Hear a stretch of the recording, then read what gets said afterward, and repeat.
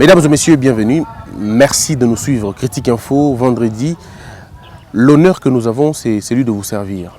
Et nous sommes toujours en Bandaka, tous en un site, un site universitaire, on va dire.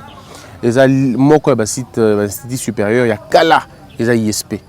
ISP Mbandaka, bato bayi bien Kala, bayi plaso. Donc c'est un petit documentaire sur l'état de nos universités et de nos instituts supérieurs. Je dois vous le garantir, économisez vos larmes parce que vous n'aurez que ça pour pleurer. Nous assistons à ce que moi j'appelle une sorte de statocide, c'est-à-dire l'assassinat de l'État, l'assassinat de notre chose publique. Ça va être une parenthèse, dans Kanyango, dans le après. Bisogno Sotolanda qui nouvelle wana, il y a un nouveau magistrat au prêter serment devant le président.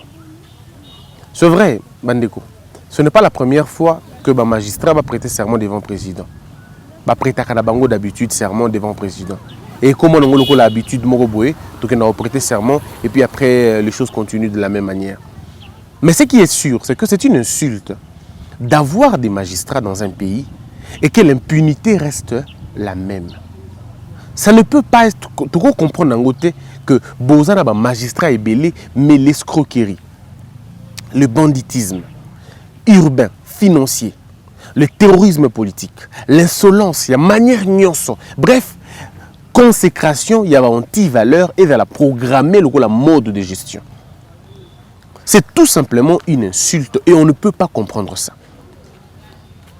On est dans un pays où toujours vivre en antipode, il y a auto salaka. Ça veut dire la pratique trahit même la volonté des textes et la pratique trahit notre idéologie. Je ne sais pas concevoir dans un pays où on a autant de magistrats, autant d'avocats. Je vais mettre les avocats un peu à côté parce que les autres partenaires à la justice. Mais je parle des fonctionnaires de la justice. Oh, les lots, pour résoudre des problèmes, il y a population.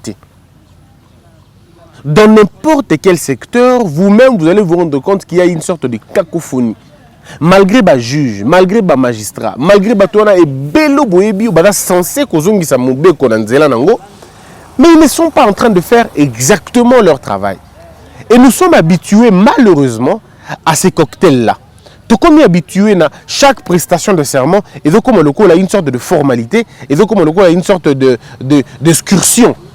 Bato kende, sali serment, zongi, na fêter, mais les problèmes restent indemnes. Alors aujourd'hui, la nouvelle ère ça veut dire la nouvelle administration il faudrait que la nouvelle administration, les nouveaux dirigeants comprennent l'hypothèse qu'il y a que bato balembi.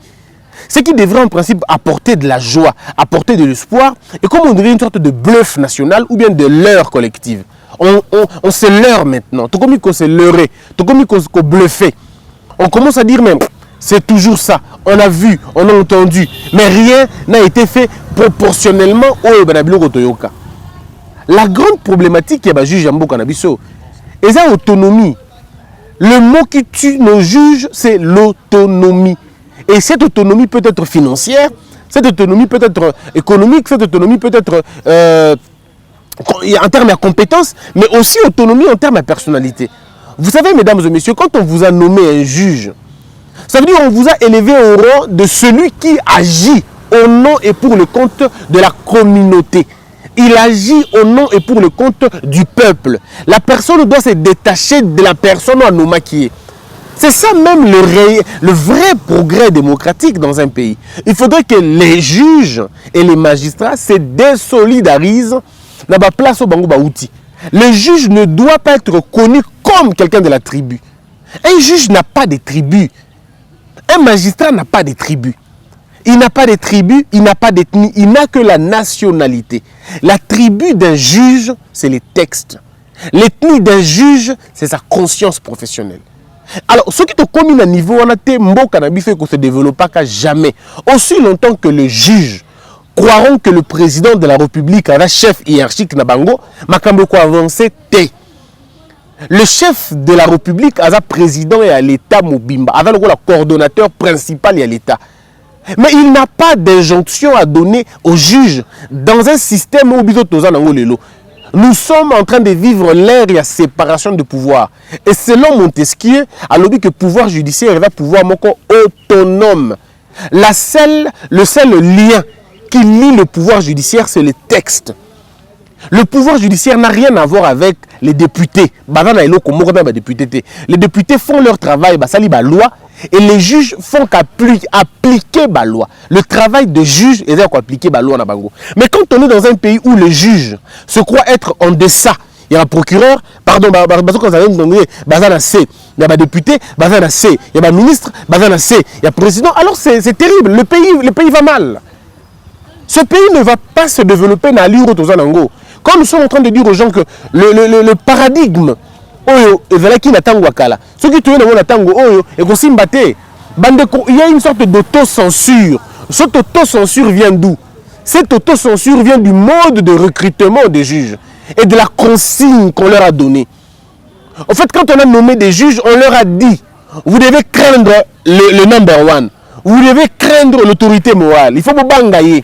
Ceux qui vous bangayer, beaucoup de promotion. Ceux qui vous saluent, les gens, ça a été beaucoup de promotion. Et du coup, les juges et les magistrats se trouvent dans une situation où, quand une infraction est commise, avant d'abord, eux, d'agir selon que la loi leur demande, ils prennent d'abord leur téléphone et ils commencent à appeler, soi-disant, parapluie Nabango. Monsieur le ministre, est-ce que vous êtes au courant de telle chose? Est-ce que je peux avoir la permission d'agir? Vous n'avez pas besoin d'une permission. Nous avons besoin des juges et des magistrats qui vont tomber au front. Ça veut dire qu'ils seront révoqués pour avoir obéi à la loi, qui seront révoqués pour avoir respecté la loi. Mais ces juges-là, quand ils ont faim, ces juges-là, quand ils pensent que ceux qui on ne peut pas avancer comme ça. C'est le comble de notre pays.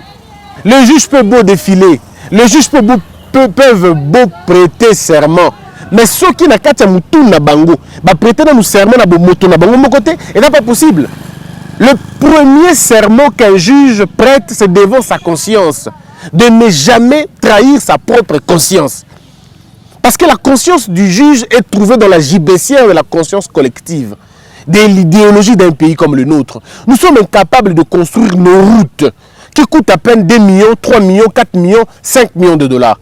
2 milliards, 3 milliards, 4 millions de dollars. Mais nous vivons dans un pays où il y a un carnage financier, où les gens se rencontrent entre eux et bouffent, sinon, si pas la moitié de l'argent de l'État, mais la totalité de l'argent de l'État.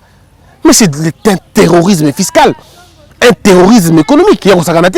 Mais nos juges sont dans ce que moi j'appelle une sorte d'ivresse. Mais dans le côté, le tout voir, le tout entendre et ne rien agir. Des problèmes. Vous savez, Stéphane Hessel parle de l'indignation. Stéphane Hessel dit, il faut savoir s'indigner et puis s'engager après. Mais nous n'avons pas de juges qui savent s'indigner. Et c'est ça le comble, malheureusement.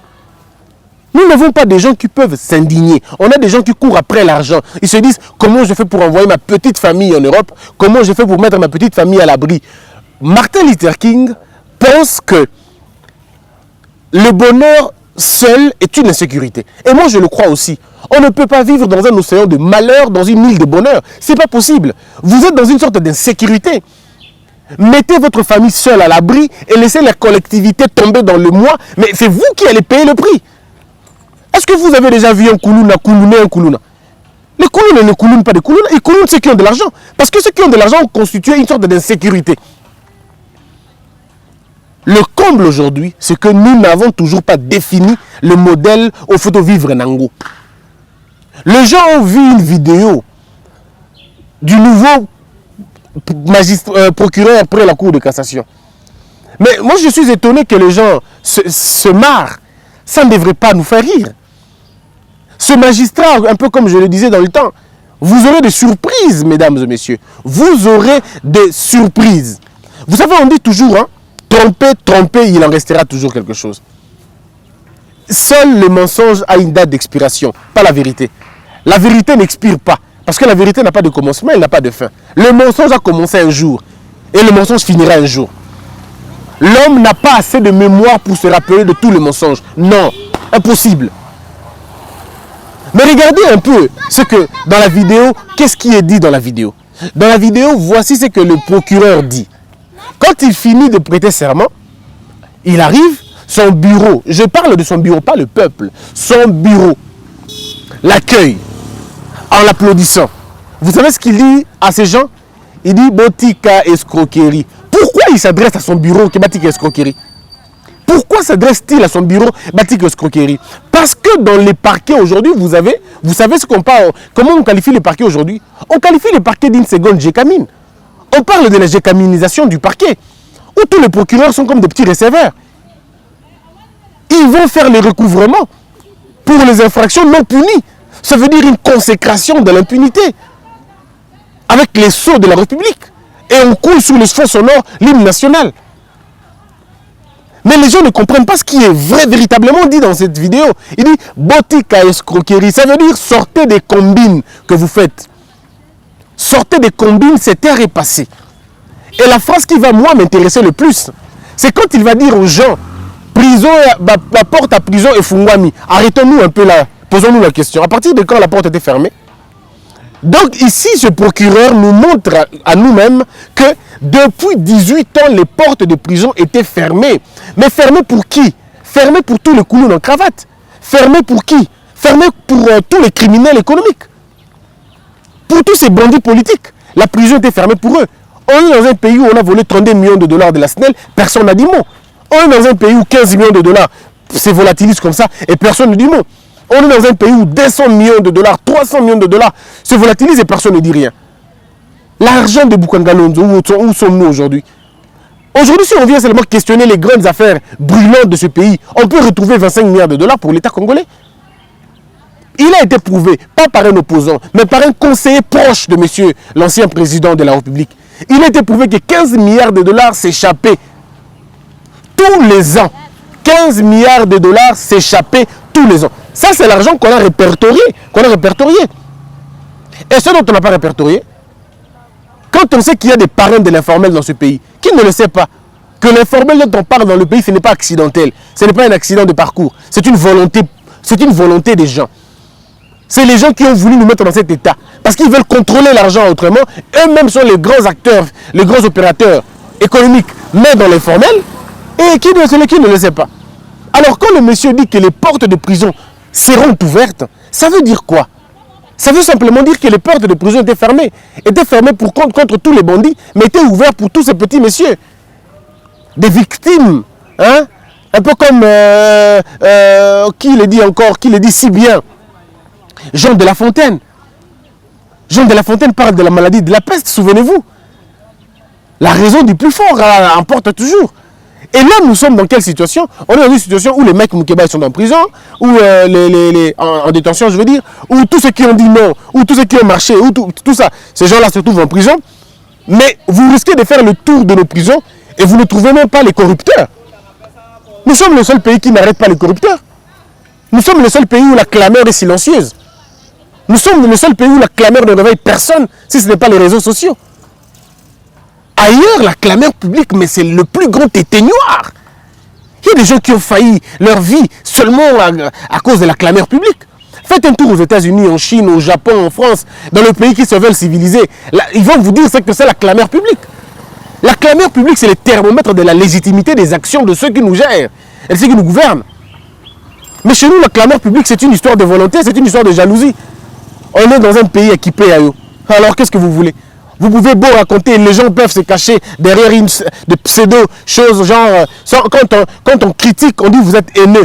Quand on critique, on dit vous êtes haineux, vous êtes jaloux. Mais quand on applaudit, on dit vous êtes objectif. Ça veut dire quoi un pays? C'est ça un pays qu'on veut créer? Je crois que ça va être un pays d'incertitude, pas un pays d'ordre. Au cours de la vidéo, le procureur est clair. Il dit la prison va être ouverte. Mais monsieur le procureur, ne vous en faites pas. Ce n'est pas nouveau. On a entendu ça. Nous sommes un pays des slogans. Souvenez-vous à l'époque de Mobutu, si on n'est pas le premier, on sera le deuxième. Si on n'est pas le deuxième, on sera le troisième. En tout cas, mais c'est le troisième ou rien. On s'est rendu compte qu'on n'était même pas dans les 50e places. Alors dites-moi un peu, ça veut dire quoi? On est un pays des slogans. On nous a dit ici que la tolérance c'est zéro. Mais on a vu effectivement que la tolérance était zéro. On a vu ici que la tolérance avait tout son temps. La tolérance avait même un village et un pays. Elle était reine. Elle était assise sur un trône. C'était la tolérance, l'intolérance, on veut dire, la tolérance à la bêtise, la tolérance au massacre des Camerounais sans pouls, la tolérance dans les crimes perpétrés en République démocratique du Congo et tout ça. C'est ça ce qu'on dit le mal congolais. Alors nous demandons au nouveau procureur près de la cassation, rappelez à ce juge, au procureur, que vous avez un rôle beaucoup plus déterminant, beaucoup même plus que le président de la République. Parce que vous êtes le maître de l'action publique. La RDC, c'est comme une sorte de jungle. Tout le monde fait ce qu'il veut, quand il veut, où il veut et comme il veut. Alors, tant qu'il n'y aura pas d'arbitre, or c'est vous le vrai arbitre aujourd'hui. C'est vous le vrai arbitre. Le Congo attend de vous beaucoup plus qu'il attend du président de la République. Nous sommes dans un pays, et vous le savez, le système politique congolais, notre système juridique ne permet pas au président d'arrêter qui que ce soit. Notre système politique, notre système juridique ne permet pas au président d'entendre les gens sur PV. Le président, c'est le coordonnateur, c'est le porteur de vision. Mais vous, en tant que président de l'action publique, en tant que maître de l'action publique, vous êtes l'oreille du peuple, vous êtes les yeux du peuple. Si vous n'arrivez pas à travailler convenablement, ce pays se chargera, je veux dire l'histoire se chargera de vous mettre dans un petit carré comme il a mis d'autres.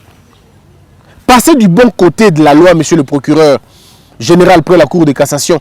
Passez du bon côté. L'âge que vous avez devrait être l'âge de la sagesse, devrait être l'âge du désintéressement du matériel, devrait en principe être l'âge de celui qui regarde le malheur des autres comme un motif de travail, comme une raison de travailler. On est dans un pays d'injustice, monsieur le procureur.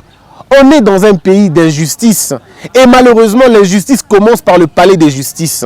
Quand le palais de justice est desservi de la justice, ce n'est qu'un palais d'injustice et donc un mouroir social. Moi, je vous invite, cher procureur, et votre bureau, de comprendre que nous sommes dans un pays où la permission à la bêtise a été sacralisée. Dans tous les secteurs de la vie, monsieur le procureur, vous trouverez de quoi changer les choses. Le Congolais consomme des médicaments périmés. Les Congolais consomment des médicaments périmés. Et vous pouvez l'entendre, monsieur le procureur. Essayez juste d'ouvrir les yeux pour mieux voir les infractions. Essayez juste d'ouvrir les oreilles pour mieux entendre la clameur. Votre instrument de veille, ça sera la clameur publique, monsieur le procureur.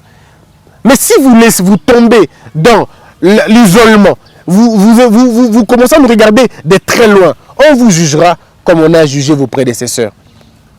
Le peuple congolais est tellement assoiffé. Il est tellement assoiffé de la justice. Il veut de l'ordre. Et vous, aujourd'hui, vous avez la possibilité de remettre de l'ordre dans ce pays. Vous avez la responsabilité historique et la responsabilité patriotique de remettre de l'ordre dans le pays. Mais nous vous demandons seulement de ne pas être le juge, de ne pas être le procureur du président de la République, comme ceux qui étaient avant vous étaient les procureurs du président de la République.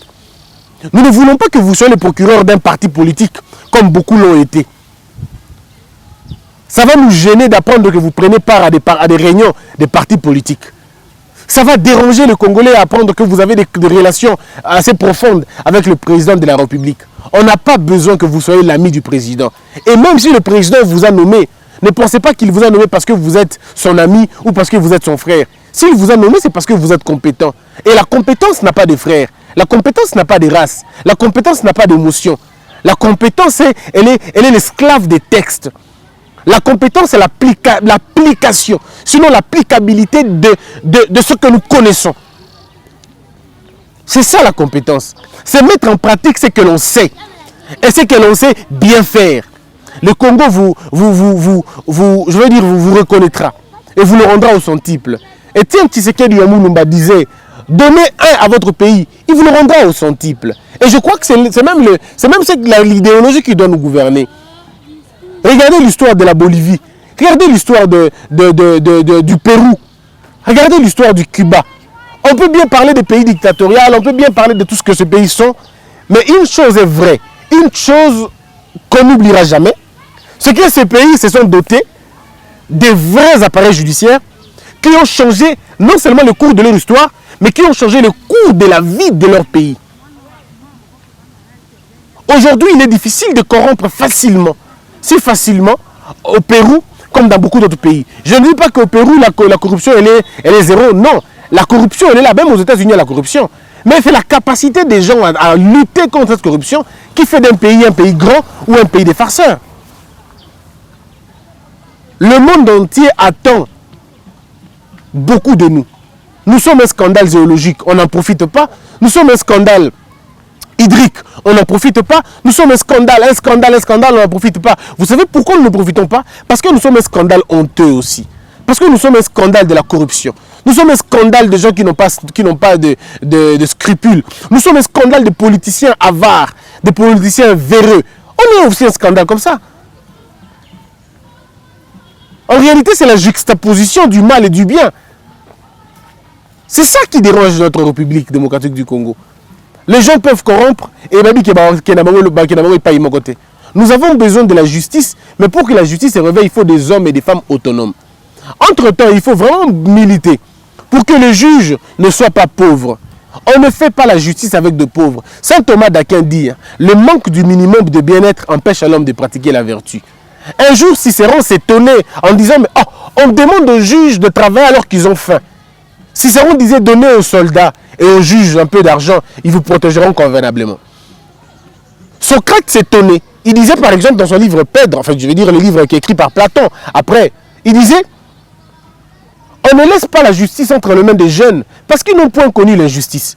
Mais il est vrai qu'à la justice, on ne peut pas donner ça aux aventuriers. Souvenez-vous le jugement de Socrate. Qu'est-ce que Socrate reproche aux magistrats? Il leur dit, j'ai regardé dans vos yeux, vous n'avez aucune justice sans vous. Socrate sentait que ceux qui les jugeaient avaient besoin d'argent. C'était des gens téléguidés, c'était des gens commandés. Mais qu'est-ce qui arrive dans un pays si les juges sont commandés? Qu'est-ce qui arrive dans un pays si les juges sont téléguidés? Qu'est-ce qui arrive à un pays si les juges n'ont pas leur conscience libre? Qu'est-ce qui arrive à un pays si les juges ne peuvent pas dormir 8 heures parce qu'ils sont appelés à 1 heure pour aller accomplir des sales besognes? Qu'est-ce qui peut arriver à un pays lorsque les juges ont tourné les dos à la justice? La réponse, on ne sait peut-être pas. Mais tout ce que nous savons, c'est l'inanition de l'État. C'est l'inanition de la nation, comme l'écrivait en son temps le professeur Bouchab. Mesdames et messieurs, le Congo a besoin de nous tous. Et nous ne pouvons pas décoller sans la justice. La Bible ne dit-elle pas que la justice élève une nation? La Bible n'a pas dit que l'économie élève une nation. La Bible n'a pas dit que l'infrastructure élève une nation. On ne dit pas que les élections élèvent une nation. On dit seule la justice élève une nation. Parce que la justice est le thermomètre du développement. Il n'y a pas d'émergence sans justice. Parce que l'ennemi numéro 1 de l'émergence, c'est la corruption. L'ennemi numéro 1 du développement, c'est le vol. Mais alors, si vous êtes dans un pays, un paradis du vol, un paradis de la corruption, où les corrupteurs sont protégés, les annonceurs, les dénonceurs sont arrêtés, on a créé l'inverse. Ceux-là qui protestent, ceux-là qui dénoncent les tares de la société sont en prison. Et ceux qui volent la République sont au sommet de l'État. Alors c'est une inversion de valeurs. Et cette inversion de valeurs amène effectivement, encore une fois, à l'inanition de l'État. Moi je crois que le nouveau procureur va comprendre l'importance de sauver ce pays. Ce mandat du président de la République, on n'attend pas grand-chose de ce mandat. Ce n'est qu'un début, un mandat. Ce n'est qu'un mandat. Mais nous attendons le retour à la normale. C'est ce que nous attendons. Il va être, pour nous, je vais dire, assez illusoire, mais surtout, ça relèvera de la masturbation de penser que le Congo peut se développer dans 5 ans. Si vous le pensez, prenez votre avion, venez à l'Équateur. Allez-y un peu en profondeur. Prenez votre avion, allez à Lubumbashi. Allez-y à l'intérieur des provinces. Vous comprendrez que ce pays ne peut pas se développer dans 5 ans. Le trou est tellement béant. Mais ce qui est vrai, le Congo peut revenir à la normale dans 5 ans. Le Congo peut revenir sur les rails dans 5 ans. Le Congo peut revenir sur le point de départ en 5 ans. Le Congo peut revenir sur la surface dans 5 ans.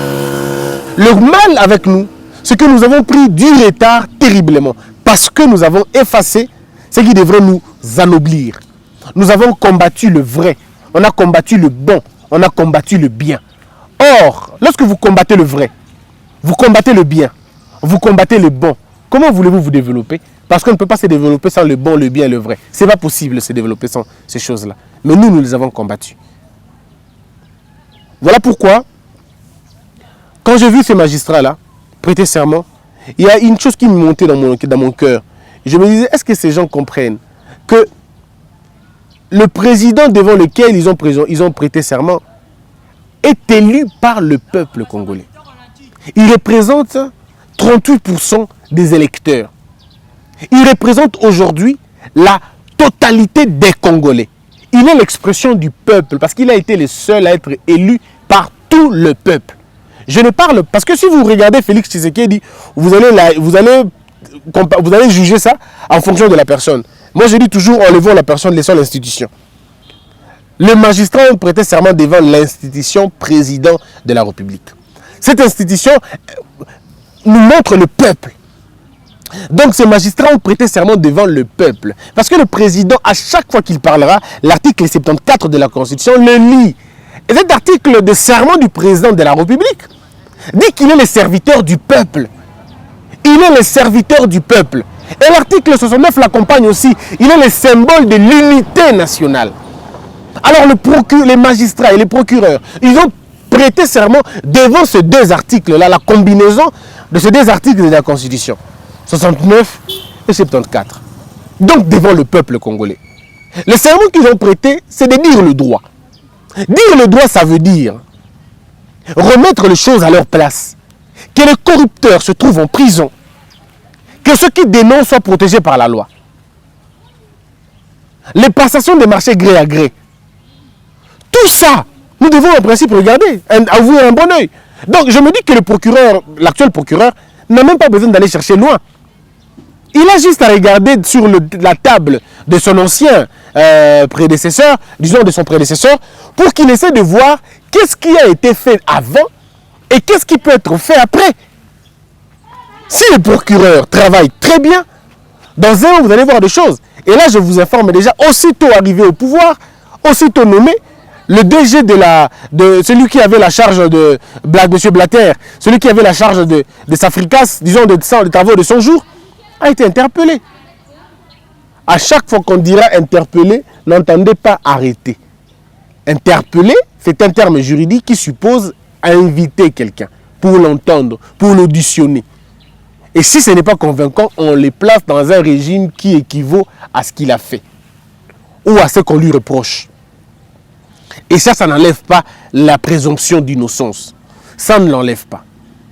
La présomption d'innocence est inviolable, un peu comme le droit de la défense. La première action de ce procureur, on l'a vu. On attend maintenant un peu plus.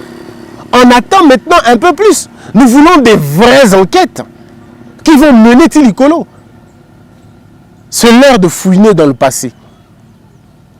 C'est l'heure de prêter serment d'ingratitude. Monsieur le procureur, ma prière, comme chrétien, je demande à Dieu de vous donner la force de faire bien votre travail. Moi, contrairement à beaucoup de Congolais qui ne vous font pas confiance, je comprends pourquoi ils ne vous font pas confiance, parce qu'ils ont été déçus par plusieurs magistrats avant vous. Moi, je vous donne ma confiance. Moi, je vous accorde votre chance. Et je prie le bon Dieu, sincèrement, afin que le Dieu vous aide à vous ouvrir les yeux, afin que vous puissiez agir comme le juge kenyan, afin que vous puissiez agir comme le juge du Libéria, afin que vous puissiez agir comme le juge de l'Afrique du Sud, afin que vous puissiez traiter les dossiers en âme et conscience, afin que vous ne subissez aucune pression, même pas celle du président de la République. Nous voulons que vous puissiez prêter serment d'ingratitude vis-à-vis des personnes qui vous ont nommé. Le Congo vous reconnaîtra. L'histoire retiendra que vous entrerez dans l'histoire. Et l'histoire va se décider de vous placer au Panthéon. Mais c'est à vous le choix, monsieur le procureur. Vous avez deux voies, un peu comme dans la Bible. La voie qui vous mènera au sommet et la voie qui vous fera sortir à la petite fenêtre comme vos prédécesseurs. Mais c'est à vous de faire le choix. Moi, je vous conseille de choisir la grande voie. Elle ne sera pas facile. On va vous insulter. On va vous attaquer. On va attenter à votre vie. À votre vie. On va vous accuser de tout. On va vous raconter des choses. On vous menacera. Mais si vous gardez l'équilibre, le Congo, les âmes de toutes ces personnes qui ont été tuées par l'injustice, nous allons nous battre pour vous réhabiliter.